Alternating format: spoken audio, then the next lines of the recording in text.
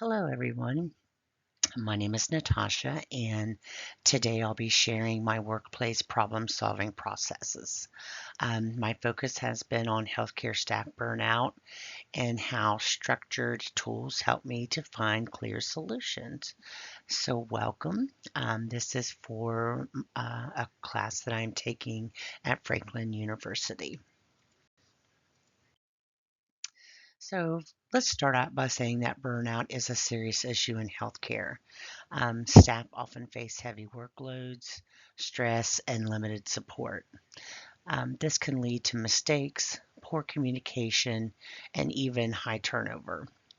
So, the problem I defined is healthcare staff burnout caused by workload and lack of support is reducing the quality of care and staff retention. Now, I started out with the fishbone diagram basics, and if you've never used the fishbone diagram, I highly suggest it.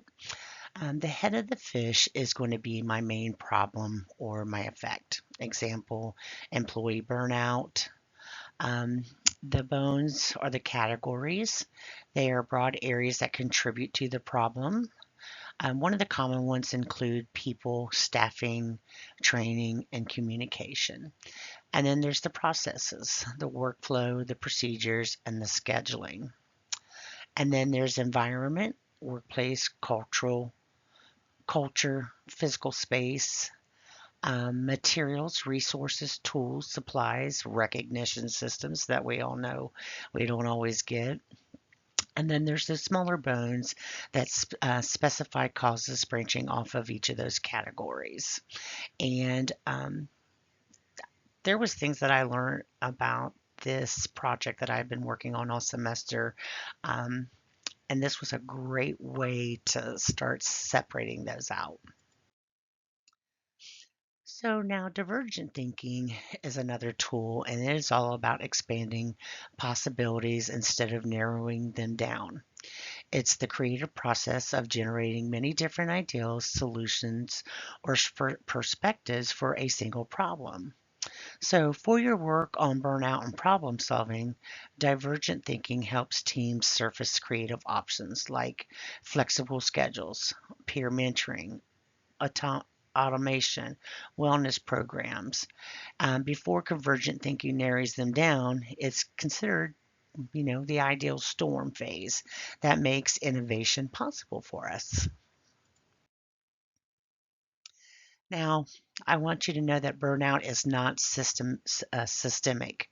It's not just individual fatigue. Each cause has a matching solution. It's showing leaders where to act. Social support and leadership planning are the strongest buffers, emphasizing that and addressing burnout improves patient care, staff retention, and financial stability. And if you look at that chart, it'll show some of the causes of burnout and solutions and strategies that can help with the processes. And then next, I challenge my ideals by using the devil's advocate thinking. I ask tough questions like, well, what if staff don't attend to support groups? What if flexible scheduling causes coverage gaps? And this helps me see weaknesses and adjust the solutions to make them stronger. Then I transformed and I started using the weighted ranking matrix to compare solutions based on cost, impact, and ease of use. Flexible scheduling scored the highest overall, peer support came in second, and stress training was third. And based on this, I chose flexible scheduling as my final solution. And if you look at that chart, you'll see that there's our solutions, the flexible scheduling, the peer support, the automation task recognition programs, the cost, the stress, the ease, and the support of all those, and then also the total support or total score. And then to plan the rollout, I used a PDPC chart. So with this, I mapped out steps like creating new schedule templates, communicating changes, and monitoring the first month. So for each step, I identified risk and added countermeasures like training sessions and backup staff. This helped me prepare for problems before they even happened. Well, then I use the effective solution formula ES equals QA, and that is quality equals high, acceptance equals medium high. Um, and again, that solution formula is ES equals Q times A. The quality of the solution is high because flexible scheduling directly reduces burnout. And acceptance is medium high since staff want flexibility. Though management be cautious, ethically the solution protects staff well-being and patient safety. And socially, it improves teamwork and retention.